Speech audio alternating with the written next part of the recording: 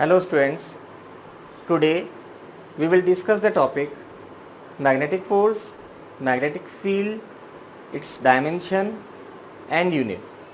Let us come to the topic magnetic force.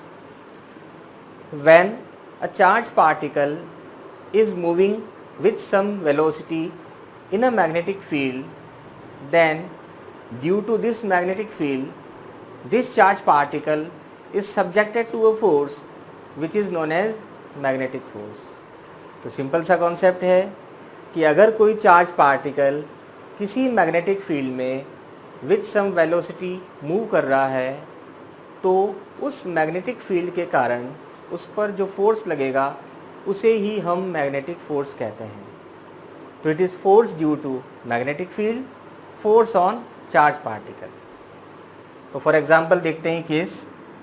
मान लीजिए ये कोई प्लस क्यू चार्ज पार्टिकल है, ये इस डायरेक्शन में v वेलोसिटी के साथ में मूव कर रहा है और मैग्नेटिक फील्ड को हम इस वेक्टर से इंडिकेट कर रहे हैं. यहाँ दोनों के बीच का एंगल कितना है? थीटा है. तो ऐसी कंडीशन में इस पार्टिकल पे लगने वाला जो मैग्नेटिक फोर्स है वो हम इस फॉर्मूले से इंडिकेट करते हैं, शो करते हैं Fm is equal to Q into V cross B.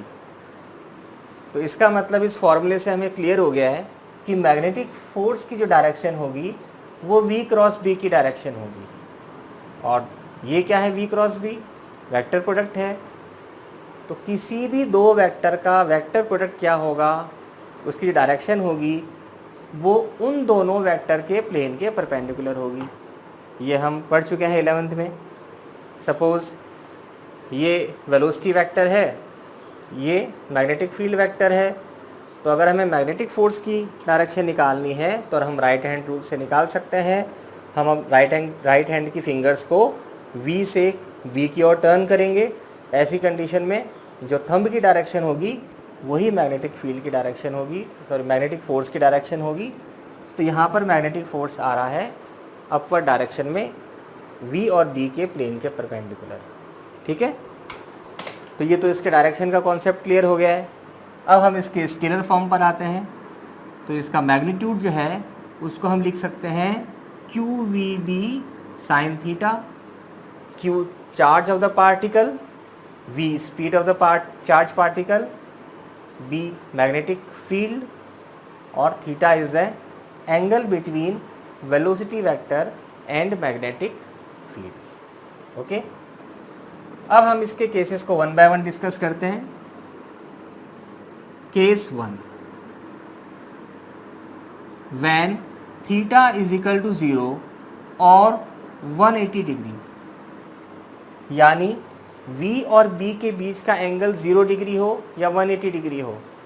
इसका मतलब चार्ज पार्टिकल मैग्नेटिक फील्ड के पैरेलल जा रहा है या एंटी पैरेलल जा रहा है. Clear? Charge particle is moving with some speed parallel और anti parallel to the magnetic field. तो ऐसी कंडीशन में पता है हमें कि साइन 0 की वैल्यू भी 0 होती है और साइन 180 की वैल्यू भी 0 होती है. तो साइन थीटा हो गया है 0 डिग्री. तो साइन थीटा यहाँ पर आ गया 0 डिग्री. तो मैग्नेटिक फोर्स की वैल्यू क्या होगी?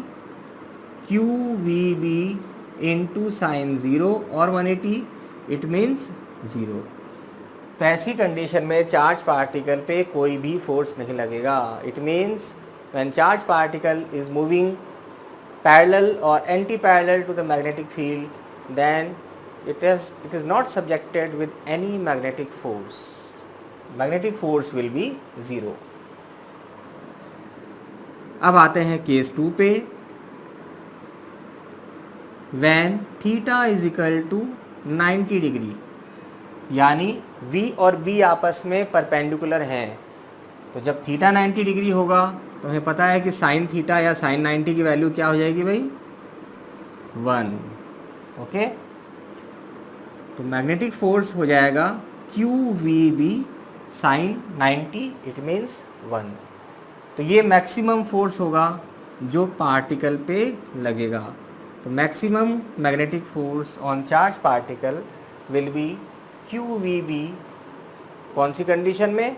जब v और b की डायरेक्शन परपेंडिकुलर हो, when charge particle is moving perpendicular to the magnetic field, then it is subjected to the maximum magnetic force.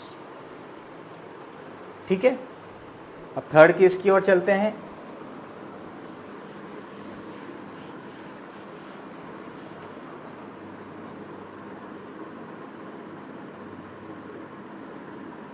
When v is equal to 0, यानी particle move ही नहीं कर रहा है, केवल मैग्नेटिक फील्ड में रखा हुआ है, पड़ा हुआ है, तो क्या होगा? तो फॉर्मूले से हमें पता चल रहा है कि जब v 0 हो जाएगा तो मैग्नेटिक फोर्स तो 0 होना ही होना है। तो इसका मतलब if a charge particle is placed in the magnetic field, it does not subjected to any magnetic force. अगर कोई चार्ज पार्टिकल मैग्नेटिक फील्ड में रखा है तो उस पर कोई भी मैग्नेटिक फोर्स नहीं लगेगा। Magnetic force on the charge particle will be 0। Okay, तो ये 3 इंपॉर्टेंट केसेस थे जो हमने डिस्कस कर लिए। एक इम्पॉर्टेंट टॉपिक और है, जो पॉइंट है मैं आपसे डिस्कस करना चाहूँगा। F vector is equal to V cross B। तो यहाँ से हमने देखा था कि फोर्स, मैग्नेटिक फोर्स की जो डायरेक्शन है वो V और B के प्लेन के परपेंडिकुलर है, यानी मैग्नेटिक फोर्स V के परपेंडिकुलर भी है, मैग्नेटिक फोर्स B के परपेंडिकुलर भी है। तो इसका मतलब क्या हुआ कि मैग्नेटिक फोर्स कभी भी इसकी स्पीड को चेंज नहीं कर सकता। ये हम 11th में भी देख चुके हैं कि अगर कोई किसी पार्टिकल के डायरेक्शन के परपेंडिकुलर फोर्स लगता है, मोशन के परपेंडिकुलर फोर्स लगता है, तो वो उसकी स्पीड को चेंज नहीं कर सकता। जैसे प्रोजेक्टाइल पार्टिकल के केस में आपने देखा था कि जो हॉरिजॉन्टल कंपोनेंट है during the motion, horizontal component particle का u cos थीटा कांस्टेंट रहता है, क्योंकि उस पर जो फोर्स लगता है ग्रेविटेशनल फोर्स वो वर्टिकली डाउनवर्ड रहता है, जबकि स्पीड हॉरिजॉन्टली है। तो वर्टिकल स्पीड को तो चेंज करेगा बट हॉरिजॉन्टल स्पीड को चेंज नहीं कर पाएगा क्योंकि ये परपेंडिकुलर है। तो सिमिलरली जो Fm है वो v के परपेंडिकुलर है, तो चार्ज पार्टिकल की स्पीड को कभी भी मैग्नेटिक फोर्स चेंज नहीं कर पाएगा। It can only change its direction, ये केवल डायरेक्शन को ही चेंज कर सकता है। ये बहुत इंपॉर्टेंट पॉइंट है, ध्यान रखना। Magnetic force can not change the speed of charge particle, it can only change its direction. ठीक है, अब बात करते हैं हम मैग्नेटिक फील्ड की डायमेंशन की, इसके यूनिट के बारे में डिस्कस कर लेते हैं क्या होता है।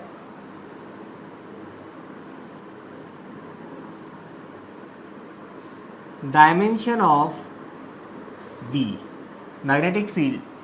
मैग्नेटिक फील्ड को हम B से इंडिकेट करते हैं और मैग्नेटिक फील्ड की स्ट्रेंथ को हम मैग्नेटिक फ्लक्स डेंसिटी भी बोलते हैं या मैग्नेटिक इंडक्शन बोलते हैं। यानी इसका जो मेज़रमेंट है, strength of magnetic field means उसमें कितनी ताकत है, मैग्नेटिक फील्ड की वैल्यू जितनी ज़्यादा होगी उसकी स्ट्रेंथ उतनी ही ज़्यादा होगी। तो मैग्नेटिक फील्ड की स्ट्रेंथ को हम मैग्नेटिक फ्लक्स भी बोलते हैं, मैग्नेटिक फ्लक्स या फिर मैग्नेटिक इंडक्शन। ठीक है, अब हम पहले डायमेंशन निकालते हैं। तो डायमेंशन तो हम, इसका जो फॉर्मूला है फोर्स के साथ में जो रिलेशन बता रहा है उससे हम बहुत आराम से निकाल सकते हैं। F is equal to Q V B sine theta. तो ये डायमेंशनलेस नंबर है तो ये तो हट जाएगा जब हम डायमेंशन की बात करेंगे।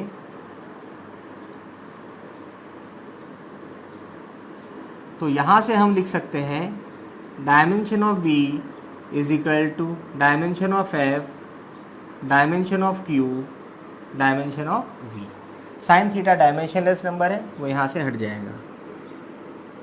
इसकी डायमेंशन क्या होती है फोर्स की? M1 L1 T-2। चार्ज की क्या होगी भाई? Ampere into time A1 T1, और स्पीड की होगी L1 T-1। अब सॉल्व कर लेते हैं। M1 L1 से L1 कट जाएगा, M1 L0 T1 से T-1 कट गया है तो T-2 और A1। तो ये मैग्नेटिक फील्ड की डायमेंशन हो गई है M1 L0 T-2 A1। तो हमें सारी डायमेंशन याद करने की ज़रूरत नहीं है, बेसिक जो हमारी फंडामेंटल या कुछ बेसिक क्वांटिटीज़ फिज़िकल क्वांटिटीज़ हैं उनकी डायमेंशन हमें याद है तो हम बाकी की डायमेंशन को उसके टर्म में डिराइव कर सकते हैं। फॉर्मूला हमें याद होना चाहिए तो डायमेंशन निकल जाएगी। तो ये डायमेंशन की बात थी। अब हम नेक्स्ट टॉपिक पे आते हैं, यानी इसकी यूनिट की बात करते हैं। तो यूनिट की जब बात करेंगे तो यूनिट क्या होगी, एसआई सिस्टम में भी होगी और सीजीएस सिस्टम में भी होगी। पहले बात करते हैं एसआई यूनिट। इसकी जो एसआई यूनिट होती है वो होती है टेस्ला। इसकी एसआई यूनिट क्या है, Tesla.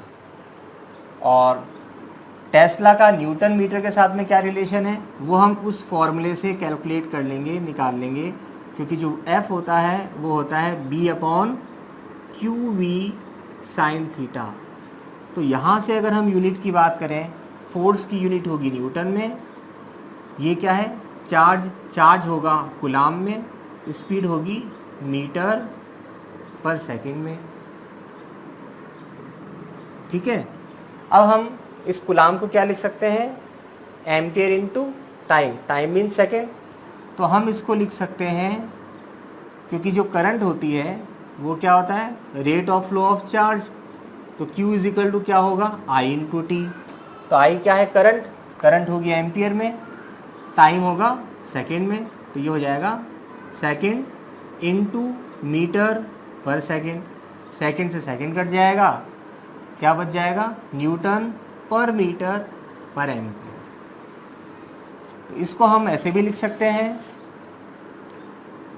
Newton metre power -1 ampere power -1।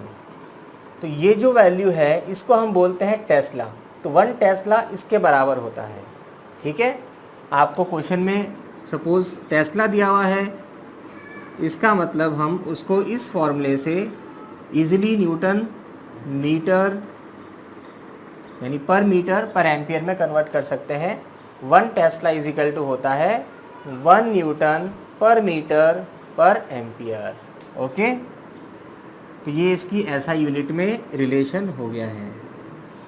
फिर हम बात करते हैं सीजीएस सिस्टम में, यानी सेंटीमीटर ग्राम सेकंड में। सीजीएस सिस्टम में जो इसकी यूनिट होती है वो होती है गाउस। Okay,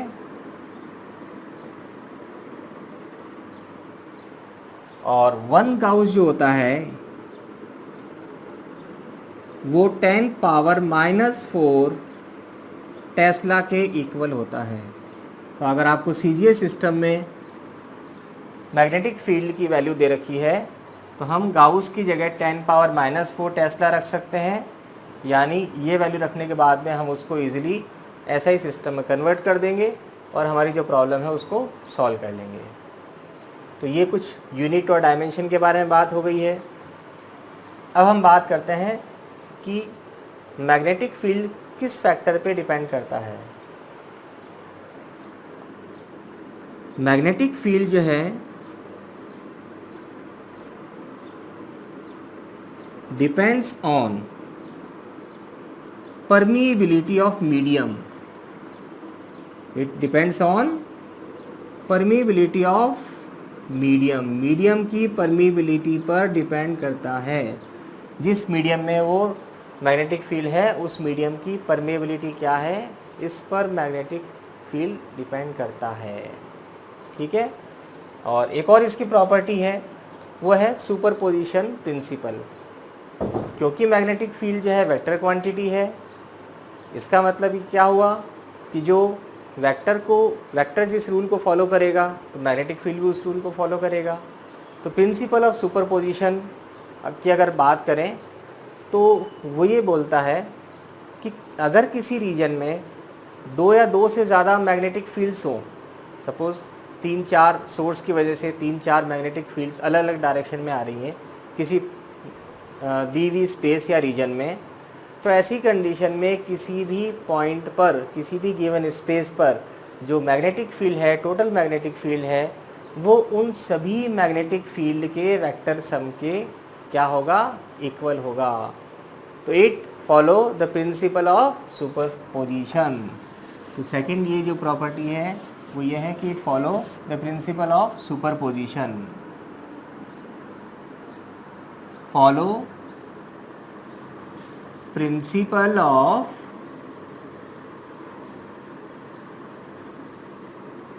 superposition.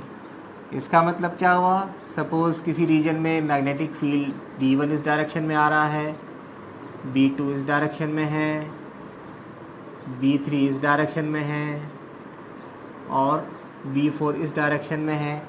तो इस पॉइंट पे जो टोटल मैग्नेटिक फील्ड होगा, it is vector sum of B1 plus B2 plus B3 plus B4।